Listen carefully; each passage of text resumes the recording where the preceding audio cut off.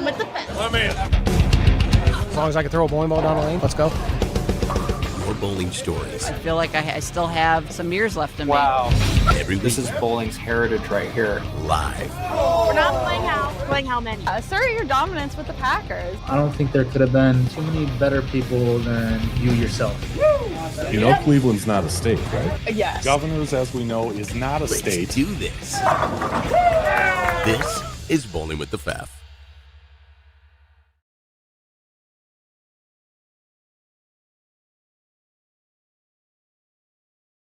Probably turn the microphone on. That would be the better way to start this, but it is a Wednesday night, a little later than I anticipated, and there was a little miscommunication in there, not by either me or my guest, but people make mistakes, and that kind of thing happens. But those who are joining us tonight live and on replay certainly appreciate that. If your team live, be sure and utilize that live chat tonight.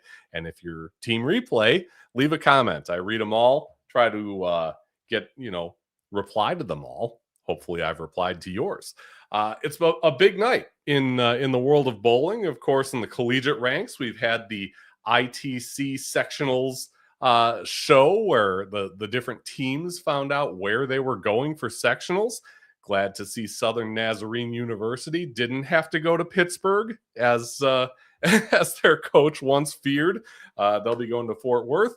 UW Whitewater, the defending men's national champions, headed to Smyrna, Tennessee, a center that they know very well in that program, along with plenty others that you'll be able to see on USBC's collegiate pages, I'm sure, if they're not there already. Of course, we also have the Players' Championship going on as we are live right now, and we're going to get into that, a bunch of that, as we get going, as I'm sure you can understand by seeing the title of this show and the guests that we have coming on.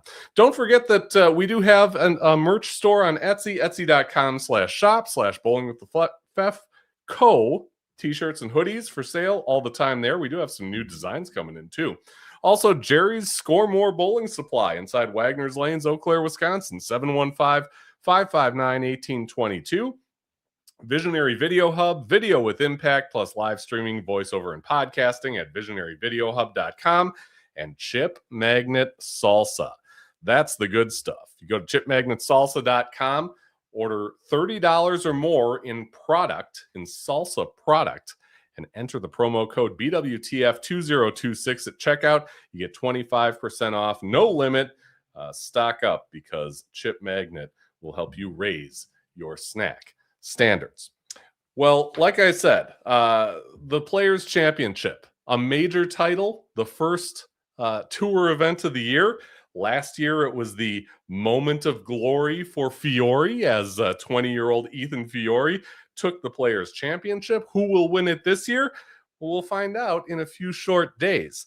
And when that happens, Rick Allen will be taking us through the finals as the new PBA Tour play-by-play man. A lot of firsts coming up for the Players' Championship this year. The first PBA Tour telecast on the CW, first telecast of the new season.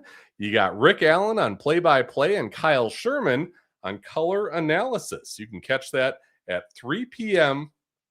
Wisconsin time, coming up on the CW for the first time this Sunday afternoon. And we are pleased to have Mr. Allen. Well, we were pleased to have him around.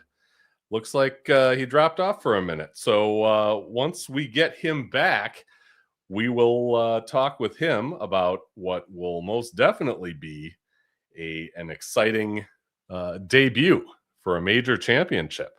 The first one of the season. And as it stands right now, you've got Sean Maldonado leading things. 19 games in at plus 645. He's followed by Mitch Hoope, Andrew Anderson, and Nate Garcia, who came through the PTQ and is really making some noise in that one. But that is going on right now. They're in the fourth qualifying round. So what happens is you've got 4 blocks Each of them, I believe, 6 games. Yeah, 24 total games. And from there, you get down to the final 32 that move on to an advancers round, and then they go down to 16, and it's head-to-head match play the rest of the way. Exciting stuff. Of course, the Players' Championship, the first tour stop of the year, the first major, and all kinds of excitement go along with it. Well, as I said, Mr. Allen was here and kind of dropped off. So we'll kind of tap dance a little bit and wait for him to come back on. This is a show that was supposed to air at 6 tonight. Unfortunately, because of a little miscommunication, we are going on at 7 and ready to roll. So once Rick can reconnect and get back on the show, then we will get to it. But the Players' Championship, of course, once not a major, as it went by its former name, the Touring Players' Championship, now a major title that is up for grabs in this first tournament of the new season. Again, the CW, the new network for that, and a team that we haven't seen calling bowling before is going to be in the booth for that one. Not only Rick Allen, but also Kyle Sherman. And I did speak with touring pro Tim Foy Jr. over the weekend and asked him a little bit about that team, what we were going to see and what we're going to experience, what he thinks of this new move.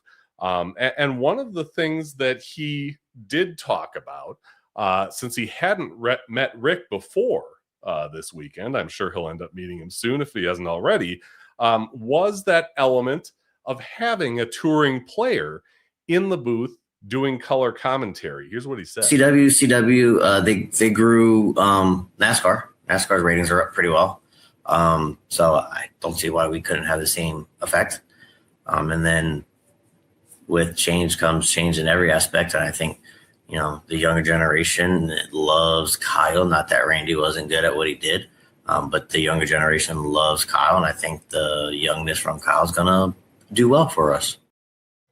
Yeah, it'll certainly be different. We've had Randy doing color analysis for really more than 25 years. It seems strange to think that it's been that long, but he has definitely stood the test of time throughout the years in this. But Kyle Sherman, as Tim mentioned, has the ear of many of the younger fans, and that's due to the success that he and fellow touring pro Brad Miller have had on their YouTube channel, Brad and Kyle. It's been a very popular thing in bowling, of course, over the years. When you've gone to national tour stops, you've seen their camera operator following them around, their cameraman, videographer, kind of giving people a glimpse of life on tour as it not really as it happens because it's not live, but life on tour, that part of things that we don't expect, the things that we don't see with our own two eyes because there's only so much access that we have as fans, and although it is much greater than most other major sports, you don't see the conversations that go on behind the scenes, in the truck, things like that, and certainly away from the bowling center. And those are things that they've been very successful in telling stories around through video. If you're just joining us, Rick Allen was here, and unfortunately his connection disconnected here, so I'm hoping he'll be back in just a moment. We did start a little late tonight, but looked like everything was going fine, and then he popped off of the stream. So hopefully after a moment here, he will pop back on. But Rick is going to be in the booth on the CW. And again, this is kind of a new thing for the PBA Tour. They were They had reached the end of their deal with the Fox network. There was a little uncertainty for a while, at least for those of us on the outside looking in, on what was going to come next. Was there going to be bowling on TV? Was there going to be a different network? Was there going to be streaming, et cetera, et cetera? We watched and waited. And I believe it was over the summer, the announcement came out that it would be the CW to start the season and go on that network for 10 consecutive tour events. And that's kind of where we are just about to start right now, on 4 days away from the first of those 10. And let's see if we can get Rick in here. Rick? Hey, how was my first 10 minutes? You know what? In the business, we call this tap dancing, and I don't know if I'm the greatest tap dancer. Don't tell me you did it again. But you froze up again. What is happening here? Oh, you're there. Oh, no, I'm good. I'm okay. Here. We can see you and we can hear you. So that's good. Hey, live television, things happen, right? I thought it was on your end. I kept trying to reconnect, and it wouldn't work. And then all of a sudden I thought, well, maybe I'll reset my computer. And sure enough, it worked. Okay. Well, that's the IT's favorite, the IT department's favorite advice, right? Turn it off and back on again. Turn it off and turn it back on again. That's the first thing I did. But no, we're glad to have you here. Rick, where are you coming to us from? I live in Charlotte, North Carolina. So looking forward to making the trip to Texas here on Friday to get down there and kick off with the Players Championship.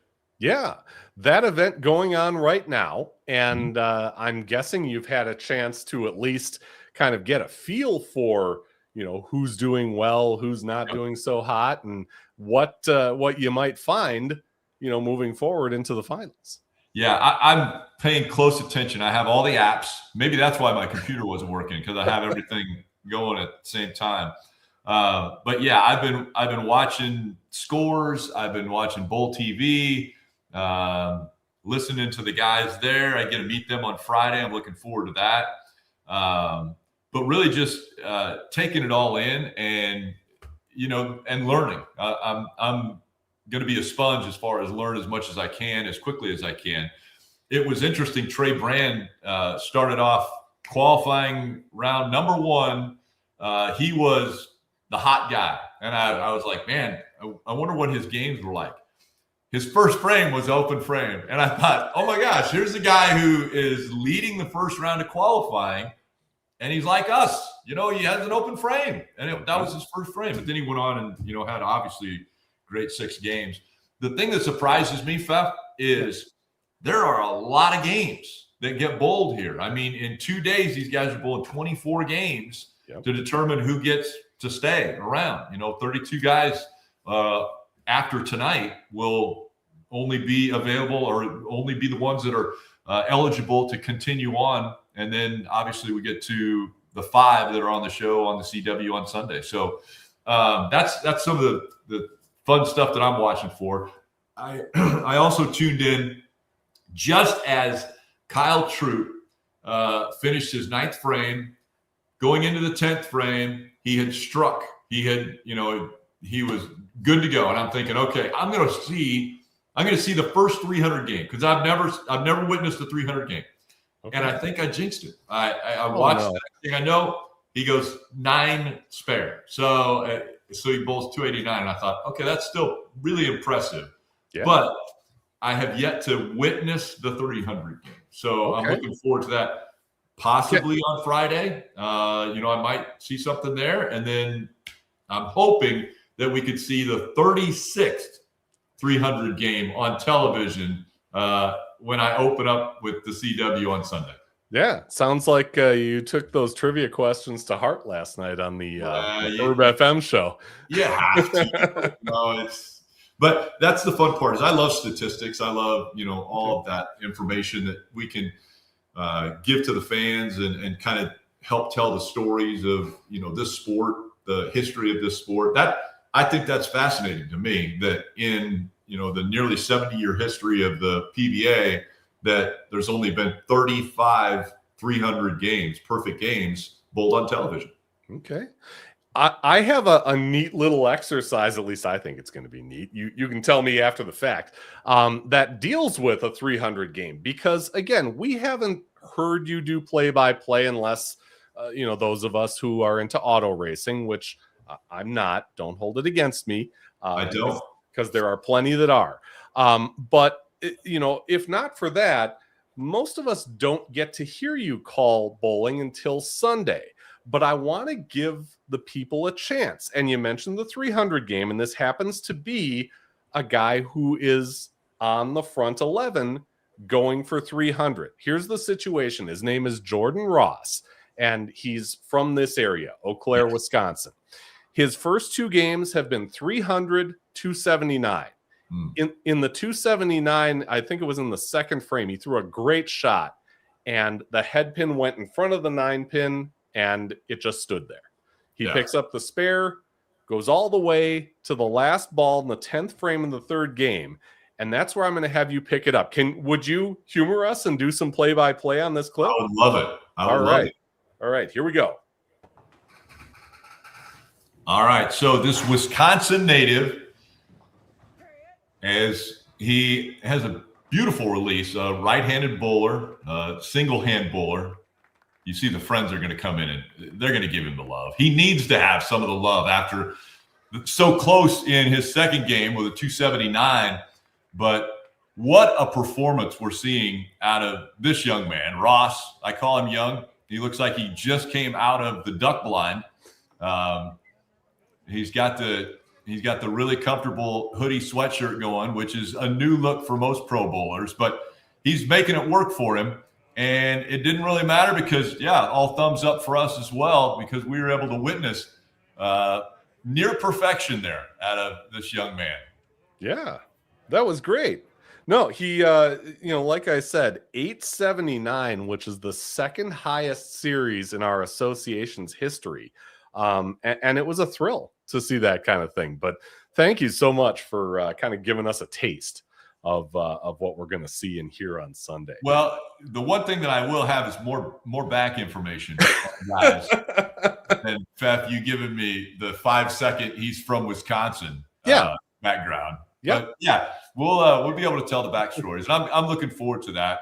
And just I want to exemplify how impressive these guys are. I mean, that's the one thing that I don't think a lot of people really can appreciate, is that they're on a lane where you can't see the oil pattern. So you don't see your opponent, more or less.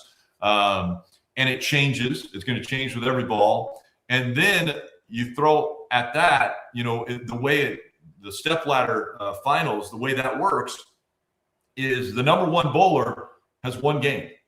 He's got 1 game, and he has to perform in that 1 game and get the feel of the lanes, and the little bit of warm-up that he's going to have ahead of time. And then that's it. And he's got to perform. And I mean, the pressure is incredible with these guys. And so that's what I'm looking forward to, is seeing how these guys rise to the occasion. I've already, watched, and I met with Kyle Troop. He's a Carolina Panthers fan, so he came to a Carolina Panthers game that I was announcing. And so we talked a little bit there. I've been following social media. Belmo, I loved his comment about what he's expecting in 2026. He's going to, make his real estate portfolio grow by living rent-free in other bowlers' heads in 2026. I mean, it's fun. I mean, these guys have great personalities, and I can't wait to let America see them. Yeah. No, I mean, you hit the nail on the head with Belmo. He's got some great one-liners out there, especially on social media and for all of us to enjoy. Mr. JPA 1998 says, before everyone has kittens, Billy Waylu started as CA color analyst. Let's call it analyst. Yeah, let's try it that way. In 1962, at age 32, Bo Burton took over in 1975 at age 32. Randy started in his mid-30s. Kyle starts in his early 30s. I didn't know that the age there was so similar to those guys. I'm assuming you've gotten to talk to Kyle already.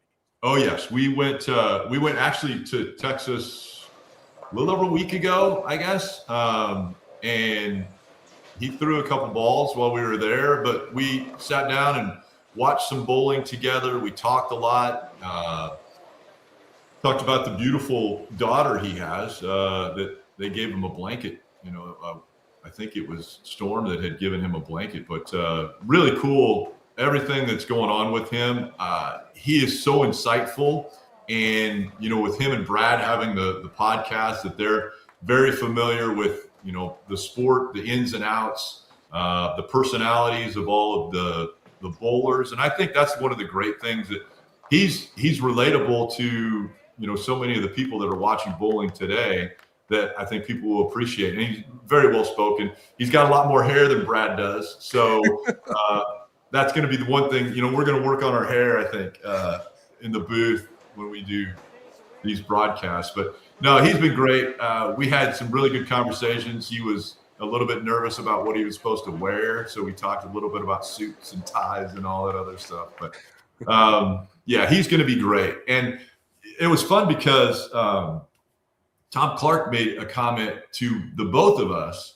He said at the time when Chris Schenkel started with Bo, they were our same age. So like I'm what Chris Schenkel's age was, and Kyle was what Bo's age was. And so he was kind of like, okay, I'm not putting pressure on you guys, but they pretty much set the standard for broadcasting of PBA. And I said, I'll channel my inner Chris Schenkel any day to, bring that kind of excitement to the broadcast, because that's where I grew up listening to Chris Schenkel. Because I would always sit in front of a television on the weekends and just enjoy bowling. I loved it. I was always passionate about it on the weekends. And then obviously, as a kid growing up in the Midwest, I grew up in Nebraska.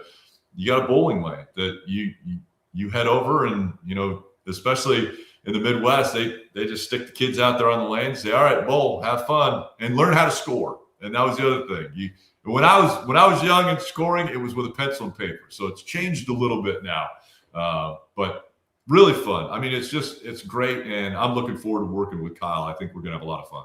Yeah.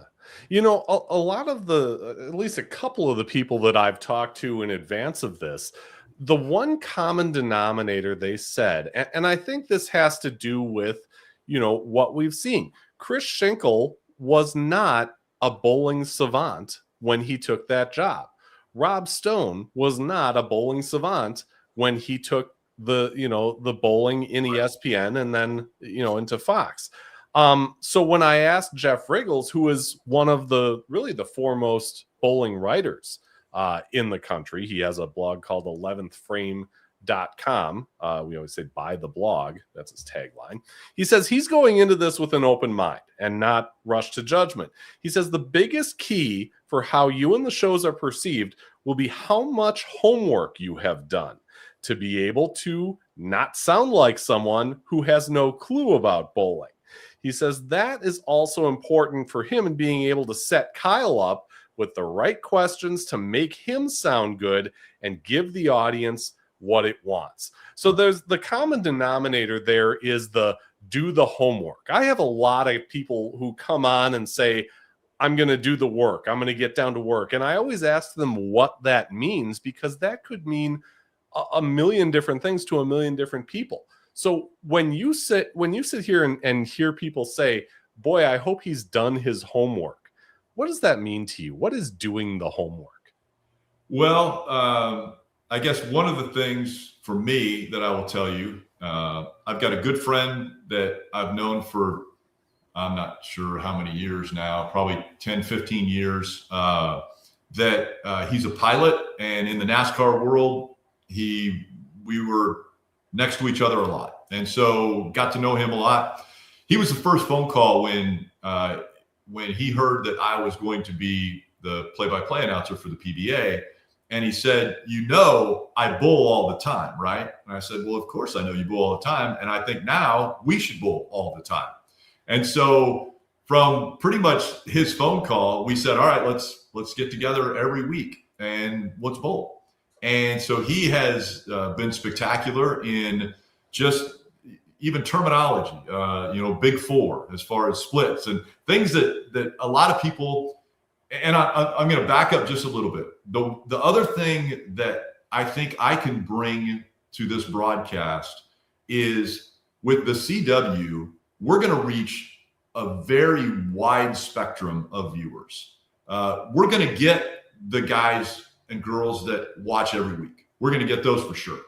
But we're also going to get a lot of people that are just interested in bowling because it's on the CW and it's a consistent time at 4:00 Eastern every Sunday for 10 weeks.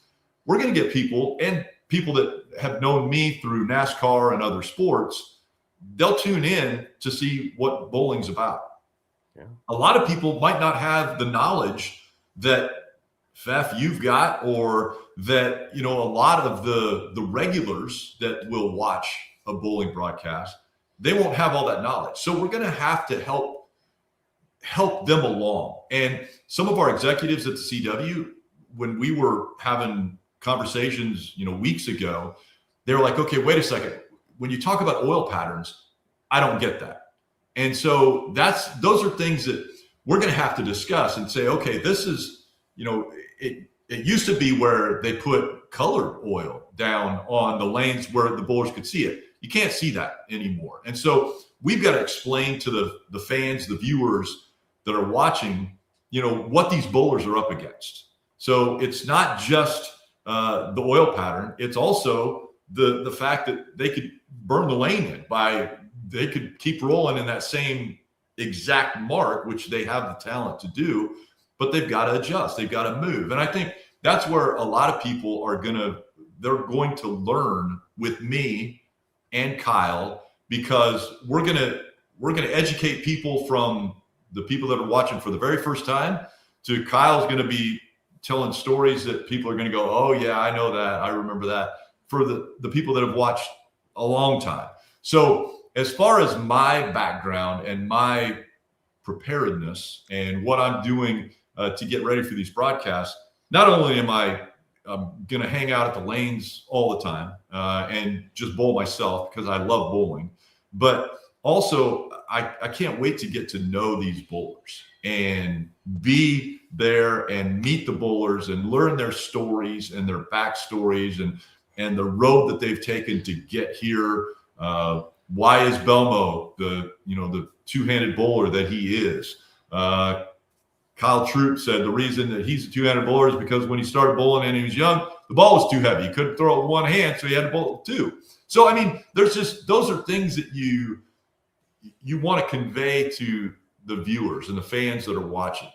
Yeah. Maybe somebody that has watched bowling before is going to know that story.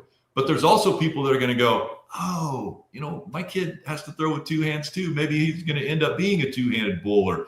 That's kind of that's the new thing now. There's two-handed bowlers. There's, one-handed bowlers. So people are going to learn, because that was one of the things that shocked me, is that there's that many two-handed bowlers nowadays. That's kind of a thing that Belmo brought. I mean, he kind of really made that a popular thing. And now 7 Player of the Year titles later, he's fighting to stay in the top 32 right now tonight. Yeah, for sure. No, I'm glad you brought up the fact of, trying to humanize these guys and tell their stories, because that's also kind of been a knock on the PBA Tour on TV for years and years, going back to when Chris and Bo used to do it. The narrative among many people, 40 and up, like me, is, well, they don't tell the stories of the guys anymore like they used to do with Chris and Bo. And you can't be Chris. Kyle can't be Bo. You have to be yourself, because that's what makes this thing go, is you being the best version of yourself as you can be. But how do you plan to do that? How do you plan to kind of get into these guys, deeper stories in the span of whatever you have, 2 hours, hour and a half, whatever you have, to get this done? Well, the one thing that's really great about bowling, and I have always told stories about any of the competitors that I have called in any sport, whether it be football or basketball or racing, track and field, anything. I have utilized their stories, and I dig a lot deeper than just the however many minutes I'm going to have with each player, each bowler before the finals, which I do. I have an allotted amount of time. I'm going to have a lot of questions, but I'm going to do a lot more research before than just talking to them. And what I like to do is, bowling is a sport. It's entertainment. And I'm going to be calling the entertainment. I'm going to be calling the sport. And I get excited in sporting events. That's me. I'm a passionate person about sports. I love competition. I'm going to get excited. I bring a lot of energy to a broadcast, but I also am going to give you a reason to like someone.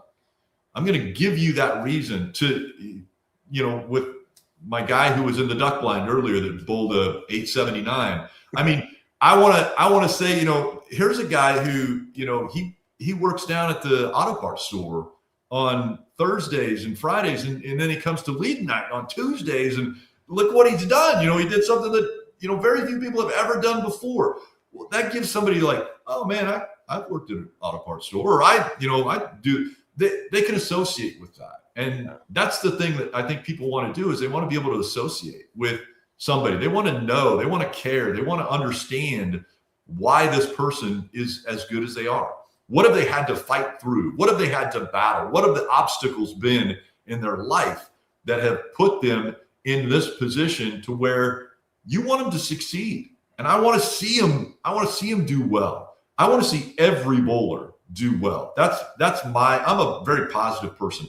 I want to tell the stories of why these guys are here, why they have made it to this level, what brought them here, what was their inspiration. How cool would it be if Kyle Troop would win this weekend?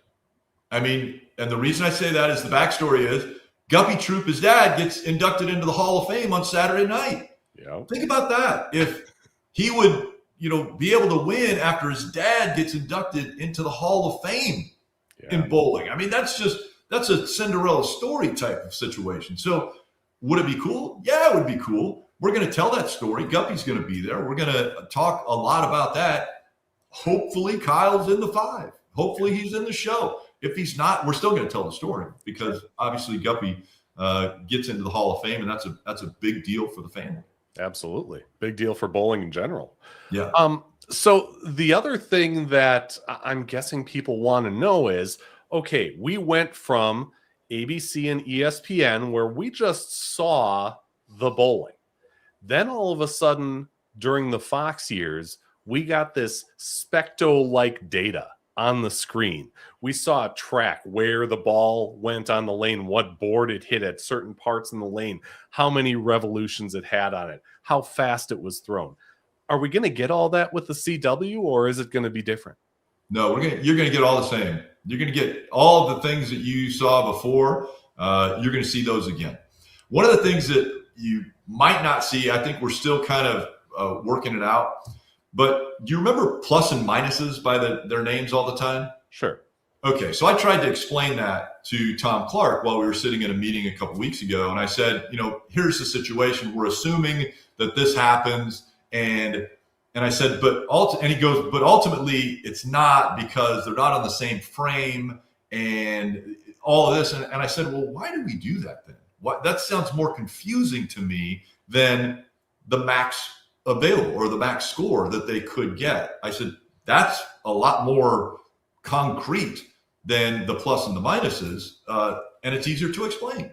Okay. And so we probably will be getting rid of the plus and minus as far as, where they are bowling, because they're not on the same frame. I mean, that's the thing that is a little bit more difficult for fans to understand, is that the first bowler is going to bowl a frame, and then the next bowler is going to get up and he's going to bowl 2 frames. And then it goes back and forth like that, so that they're always, one is always chasing the other, which is great. I mean, to watch in competition, but as far as trying to keep score and say, okay, he's plus 10 or he's, minus 18 or whatever those numbers are. It's like they really don't mean anything other than that final possible score, the max score that's available. That's really what we're going to focus on more and tell people, he's ahead. This person's ahead, and this is why. And if he if he strikes out, then he's going to win. If he hits this many pins, he's going to win. So we'll be able to tell them that, but we don't want to confuse people because scoring in bowling is really about one of the hardest things you could ever try to explain to people that haven't bowled. So, it's like, okay, well, he got 7 there and he got a spare and then he got 6. Well, okay, well, he's getting 16 in this frame. And then they're like, wait a minute, 16? What are you talking about? He had 7 and a spare. So it's difficult, and I want to make it as easy as possible so that people can fall in love with it. I want people to understand it so that they get it and they are entertained when they see it. But also, I don't want people to be thinking, okay, I got to do the math. I've got to figure out, okay, what does he got to get here? We're going to take care of that. We'll take care of all the math. You just sit back and enjoy and appreciate the talent that these guys have. Yeah. 10 straight weeks on the same day at the same time is, when I first saw it, I'm like, wow, this harkens back to my childhood when I could count on that. Yep. But it's been a while since we've had that.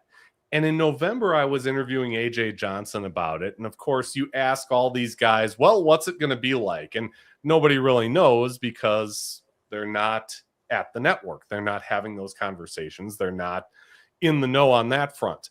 But what AJ mentioned was, we're now in a situation where we've got to prepare to bowl event after event after event after event. And that's something that I've got on my mind as I prepare to start this tour season. And I said, wow, for us, it's just convenience. But for them, it's kind of a different ball game, isn't it? Completely different. And that's where, I think people need to understand that when they make their livelihood at this, they're going from, these bowlers, the guys that don't make it, the guys that, are not a part of the 32 tonight, they're going to St. Louis. They're headed to the next event. And they're going to be preparing for that event. And then depending upon how far they go in that event, they're headed to the next one. And so and I heard a couple bowlers already talk about it. It's going to be a grind. It's 10 weeks of away from your family. It's 10 weeks of focus on bowling from Tuesdays to Sunday. And you're bowling a lot of games in a 10-week span. And so, yes, it's convenient for us as fans, and I love it. I absolutely love that a Sunday afternoon you can turn on the CW and you can just enjoy bowling. Enjoy watching bowling with Kyle and I. And I think it's going to be a lot of fun. But for the bowlers, it's going to be a grind, and it will be tough, and it will be mentally challenging for them too. And we're going to tell that story as well. The guys that, go from event to event to event to event, they're going to have stories about travel, about how, something didn't make it as far as, maybe luggage or whatever. Those stories are going to come up, and that's just another obstacle that they have got to overcome to try to have success in the PBA. Yeah. And sometimes guys miss events altogether for one reason or another. Right. Life happens, right? We're in a situation now, kind of like we were back in the 80s when Bo was bowling and was still making shows. Well, if that happened, they'd bring in Dick Weber to be the color analyst. Life happens. Kyle may make these shows. You may get sick on a Sunday. Who is the next up if one of you are either unable or conflicted to Nobody gets sick. Nobody gets sick in television. Now, I have told Kyle already. I've told him multiple times, buddy, I hope you make the show. I really, really hope you make the show because that's his life. That's his livelihood. It's life is bowling, and he wants to make every show. he is guaranteed to make 10 shows this year because he's already on in one way or another, which is perfect for him. But it's still, I mean, it's his passion. It's, you know, it's what he wants to do is make it. We've talked about it.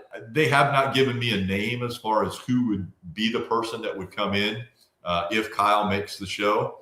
But I've worked with people that have never done television before, and I don't have any problem striking up a conversation.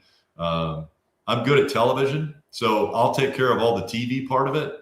And if we bring in a bowler that didn't make the show, they've got a great story. I mean, they've got a unique story that they can say, you know what, this pattern this week was tough. You know, I couldn't wrap my hands around it. I couldn't figure it out. And so that's why I'm sitting here next to you and Kyle's over there. So we'll see if that ends up happening, but it's a possibility. I mean, Randy did the same thing when he started. Randy was, you know, when he was still bowling, you know, if he would make a show, they would bring somebody in. And so that's just, I think the nature of this sport is your analysts are bowlers. And when you've got a Kyle Sherman, who's still, you know, 32 years old and very talented, he should be trying to make the show. He should be still bowling and trying to make the show because that's what he's a professional at right now. When he doesn't make the show and he's able to sit next to me, he's a great broadcaster. You've seen it with his podcast, and he and Brad are very comfortable. They're very good in front of the camera. And so I look forward to just sitting back and enjoying some bowling with Kyle when he's sitting next to me. Yeah. And that's interesting that you mentioned that thing about Randy. In, you know, early in his run, he was still bowling these events, and the chance would come up that he would make the show. But when he didn't, again, there's that extra insight that we haven't had in years. And that's one of the things that touring pro Tim Foy told me over the weekend. Here's what he said about the insight that Kyle can bring. Where he's going to bowl all week, I think it's going to be good for the show. He can give an insight that I think could help the show a little bit just because he's bowled all week. Tim, by the way, started off with a 300 game. That's because he interviewed with me. I love that. I was like, man, that's awesome. When you go to the very first event and you start off with a 300 game, it's like, okay, this guy's he's got it figured out. Yeah, of course he's going to shoot 300. He talked with you. Yes, yeah, he did. But no, that's an interesting part of this because, yeah, only a certain cross section of even the most avid bowling fans are going to remember those days when you had somebody who had, you know, thrown on these conditions and been a part of this tournament, then analyzing what's going on the lanes during the step ladder. And now we've got that again. Yeah. And Fef, one of the things that's very unique about this weekend is all of the qualifying rounds are being done at Euless, Texas, at that event or that center. And then we will go for the finals, and it's going to be at the ITRC. So it's different venues. So that's the other thing that this throws a little bit of a wrinkle into it. You know, we're right there at the Hall of Fame. It's different lanes than what they've bowled on all week. And so now all of a sudden, you know, you throw that variable in there, which Kyle's still going to know, you know, he's shoulder to shoulder with all the competitors out there. He's still going to know kind of the vibe and the feel and how guys handled this pattern, and he'll bring that insight obviously to the broadcast because he's living it. Like you said, I mean, that's something that I think fans are going to really appreciate is, you know, he was there yesterday. He's there today. He is right in the thick of it, trying to make this and knows just how hard it is. Yeah. Yeah. Let's go back, back to the beginning. You mentioned, being, enthralled with the PBA Tour on ABC and bowling in your younger years. How did that story kind of go for you from someone who was introduced to the sport till now? I mean, how were you introduced to it? And tell us about that trajectory a little bit. Well, for me, so I was a track athlete in high school and then through college and a little bit after it. for some reason, I'm not sure why, but I was really into sunglasses. I always thought sunglasses were cool. So if I was a track athlete and I was running with sunglasses on, I thought it was pretty cool.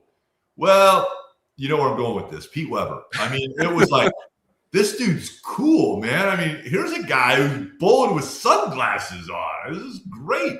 And so I immediately fell in love with Pete Weber. I thought that guy was phenomenal. And so I'm following him and I'm watching, I'm seeing all the successes that he has. But also, again, growing up in the Midwest, it was just, that's a pastime that we love to do. We were, as kids, we'd be like, all right, I could ride my bike to the bowling alley. So it was something that it was convenient for me. It was easy. It was something that I felt like if I watched it on TV, I could do it, which all of us think we can. When we watch somebody do something on TV, we're like, oh, I can do that too. Yeah. And so we always tried to emulate all of those people. Now, I never did bowl with sunglasses. So if you're wondering if I tried to bowl with sunglasses like Pete, I didn't. But I've always enjoyed bowling. I bought my son a bowling ball for Christmas. I don't know, maybe 2 or 3 years ago. So it's just always been something that we've enjoyed. And I think that's what, a lot of families are able to do.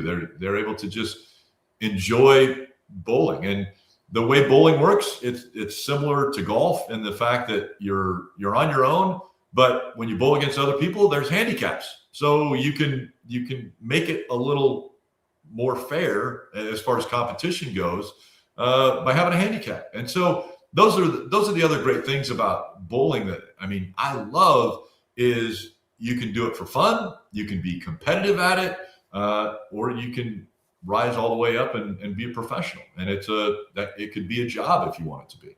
Yeah.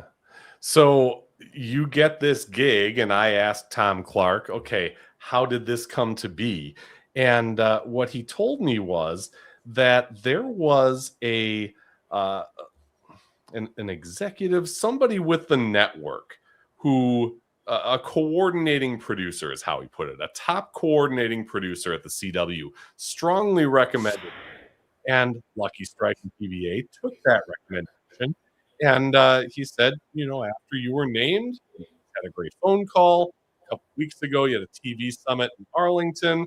And at the bowling campus, the ITRC, got to spend a couple days together. He's very enthusiastic about the opportunity, has a great voice, and is learning everything and anything about bowling and the PBA. What was that time with the commissioner like? Because to have that kind of endorsement is really kind of a step ahead of where anybody would be in a first job like this, right? Yeah. So the way it started, the television exec or the exec from the CW is a gentleman who had put me in college football games and college basketball games that were on the CW. And he had mentioned to me that he thought I would be good at CW for bowling.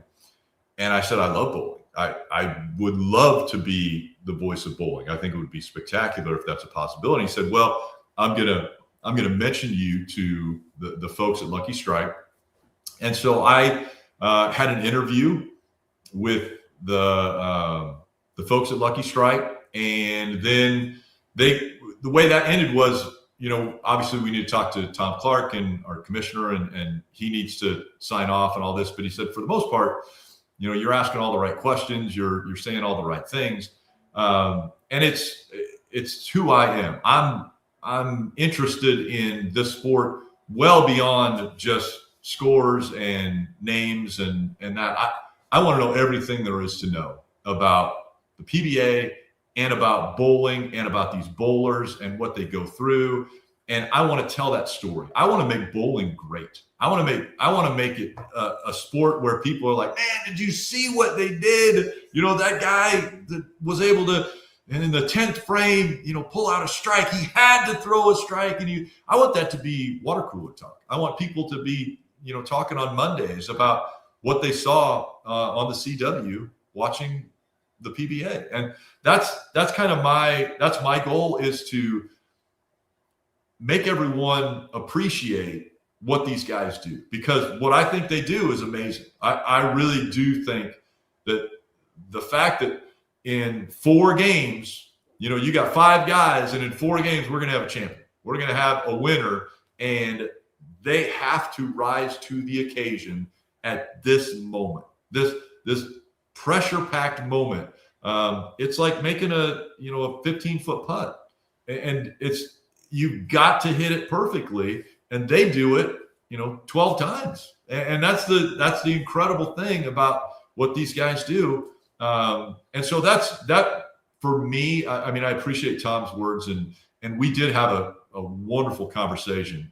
He called and said, "Hey, you got a couple minutes?" And I think an hour later, we were both like, "Hey, we're going to be able to talk later, but yeah, let's keep going." And so, yeah, it was wonderful, because Tom and I really have similar backgrounds in the fact that, well, I say similar backgrounds. He's grown up in bowling and been in bowling virtually all his life, but we're the same age, and we as kids did the same thing. We sat in front of the television and watched bowling, and we had kind of that same passion for the sport. He has just been involved in it all his life. I have appreciated it all my life, and now I hope that I can get people to be interested and involved and love the sport as much as I do through my broadcasts. Yeah.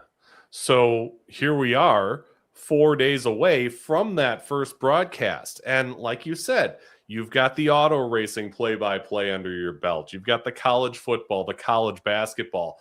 The TV part is nothing new. It's really just a different environment. Are you going to be nervous? Oh, yeah. Always. I get nervous for everything. I was nervous when I was bowling today. I was like, man, I'm a competitor. I guess I was an athlete in college and whatever, and I've always appreciated nervous energy. I think it makes you focus, and so yeah, I'll be nervous, but at the same time, what I have always clung to and held on to is that it's not just me that's doing this broadcast. There is a team of people. And I've got, with Kyle sitting next to me, I've got one of the smartest, most eloquent speaking bowlers right now in the game. And so I'm going to let him, tell us why things are happening. Tell us what is going on, what's going through the mind of these bowlers right now. Why is he calling for a re-rack? Well, he's trying to, he's trying to get in the head of his competitor. He's trying to, slow it down after a commercial break. Well, now you've got 2.5 minutes or 3 minutes of, they haven't been out there bowling. And so you might get out of your rhythm a little bit. He's going to tell us all that. And that's the thing that I'm going to do is I lean on all the people that are so good at what they do. David Bruner is our producer. He's been the producer for the PBA and bowling for so many years, over a decade, and so good. I'm going to lean on David and just be like, all right, you tell us where we're headed. I'll give him suggestions and say, hey, this would be cool to tell a story here or this. But at the same time, I'm one of many that put this broadcast on. Like Tom said, I've got a pretty good voice, so I can tell the story and it's pleasant. I think a lot of people will be like, oh, I enjoyed hearing that story. That was very good. And so that's where I'll use my strength of television, telling stories, calling the action. That's another thing. I mean, if a guy needs a strike, and Thomas told me I'm not allowed to talk when he's getting ready his approach, but I'm telling you, I'm gonna be like, oh man, come on, man, you got this, hit your mark. But I'll get excited, and those are just things that I love sports, and like I said, I love bowling, so it's going to be a great combination. Yeah. The last thing I've got for you is kind of the thing that hit me when you talked about that. You're not supposed to talk when they're in their approach, and there are certain ways to do this that have been done over the years. Well, one of the most famous television moments of PBA Tour bowling happened when Gary Thorne had the presence of mind not to say anything. Yep. it was Pete Weber, your boy, who won the U.S. Open and gave us the crazy. Who do you think you are? I am. We don't hear that if Gary Thorne is saying, oh my gosh, Pete Weber hit the strike and he won. There are times not to talk to. Is that something that you think about constantly when all this is going on? I've thought about that in every broadcast I've ever done, because one of the things that sports broadcasting does is it brings someone who's sitting on their couch to the venue. And so the fact that these venues are packed. I mean, I love the fans at these bowling events because they are packed and they're raucous. They're, when they want to get loud, they're loud. And that's what I lay out. I let the crowd, tell the story. If something exciting happens, the crowd's going to roar. They're also going to fall silent, or you're going to hear some, ooh, if he doesn't pick up a spare. And so that brings a fan that's sitting on the couch, that brings them into the venue, and they feel like they're there watching it with us. And that's really what I want. I want people to feel like we're all just watching. I'm thinking about having a beer and some nachos there, which I'd feel great if I could just hang out and enjoy some, like I think Chip Magnet, the snacks. There's all sorts of great snacks that I could be enjoying, which you enjoy at the bowling alley. But that's one of the things that, as far as television goes, I do understand that the crowd is very important. And the other great thing, these guys all have microphones. Yep. So it's great to hear a guy talk to himself. That a lot of bowlers are going to be like, they're going to try to talk themselves into being focused. I want to hear that. I want to hear that because you can tell by a guy's voice if he's nervous, if he's confident, what he's struggling with, what he wants to accomplish. You can hear that in a person's voice. And so we're gonna let the surroundings have a lot of airtime. I would love for people to just feel like they're sitting there in the third row and they can hear, Belmo make his comments, or, if he is going to be confident and say something to a competitor. I want everybody to be able to hear that and be like, wow, did you just hear that? Those are the stories that I want to continue to tell and let other people listen to. For sure. Yeah. Jay Santos, our regular viewer, says, hi, Rick. Loved your work on the NBC NASCAR races. You were the best of the bunch. Me and my friends were all surprised you didn't get the full-time job. Is there a story behind that? So I was with NBC and called the Cup Series, and at the time it was the Xfinity Series, which is it's like AAA for baseball. It's the step below the big leagues.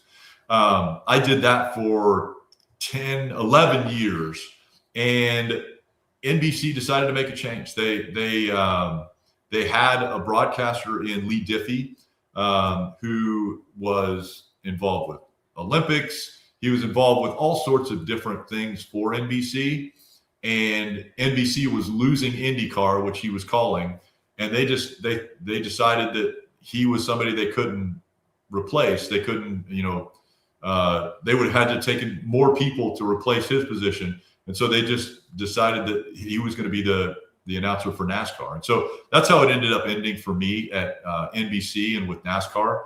And then there just wasn't another seat available at the table. And so that's when I decided it was like, okay, well, I'm going to do college sports. That's a passion of mine. And the CW opened its doors. And then obviously this is now a great opportunity. So I have the PBA Tour that I'm going to be able to enjoy and call for 10 weeks, which I'm really looking forward to, like you said, in 4 days. Yeah. Adam says, fully enjoyed talking with you last night. Thanks again. Adam, that was great. He was awesome. I like that. Yeah, that was a good time. Connor Brown says, hey, Pfeff and Rick, good to see you guys. A very big welcome to Rick to the PBA. Can't wait to hear from you soon. Connor, I appreciate it very much, man. It's going to be fun. We're going to have a good time. Yeah, and you'll definitely meet a lot of characters, and we're looking forward to that. But speaking of characters, we got to have an off-the-sheet challenge here. Let's go for it. Let's go off the sheet. Challenge a bowler to appear on a future episode. I would like to challenge Will Madison. I would say Diana Zavulova. The better Russo, Lauren Russo. We're looking for anyone who has a passion for the sport and a unique story to tell. You know, when Connor came on, he challenged Belmo, and it took a little while.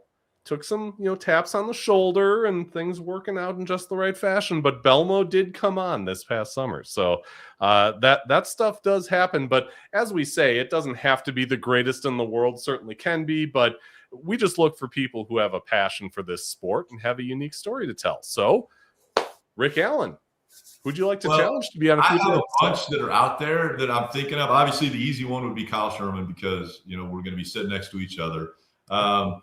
Maybe a little harder one would be Brad. I say Brad Miller because we could, twist Kyle's arm to tell Brad that he needs to be a part of it. And then you said the best. So EJ Tackett, should I? Nah, I'm not going to go with EJ either. I'm going to go with somebody who I think it would be really interesting for all of your viewers to hear from. Okay. And that would be the new CEO of the PBA Tour. Yeah. And I would say Peter Murray. So I would challenge Peter Murray, the new CEO of the PBA Tour, to join Fef on this show. I think it'd be great. Well, you might need to put in a good word. I don't know if Peter watches this show. I will. I'll put it in this weekend. I'll tell him this weekend. All right.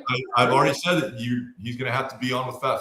There you go. Well, Peter, if you happen to watch this, if you're watching it now or if you watch on replay, you can find me at bowlingwiththefef@yahoo.com by email or really any of the social platforms. We're on all of them.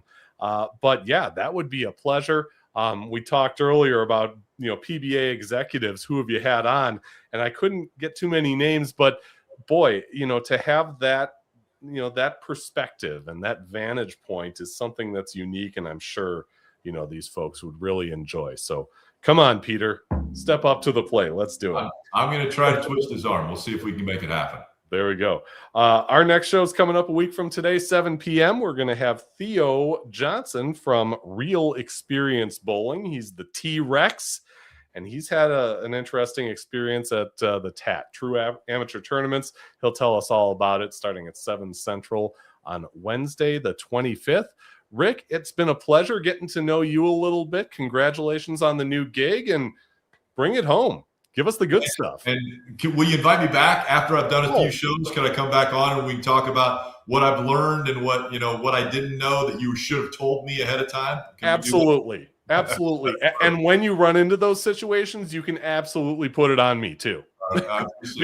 because I've been in this for a while, so I've seen some of this stuff come and go. So at least you've got someone to blame, and I hope that serves you well going forward. I got broad shoulders. I can take the blame. But yeah, I look forward to it. And Fef, thank you for having me on the show. You bet. And thanks to all of you for watching. We will see you again next. Thank you for watching Bowling with the Fef. Pound the like button and subscribe button. It's the easiest way to support the channel, and it's free. Bowling with the Fef is brought to you by Chip Magnet. Raise your snack standards. Jerry's Score More Bowling Supply inside Wagner's Lane. So Eau Claire, Wisconsin area's leader in bowling products and services since 1988. And Visionary Video Hub. Video with impact. Email bowlingwiththefef@yahoo.com with questions or to appear on the show. You can also reach out on your favorite social media platform.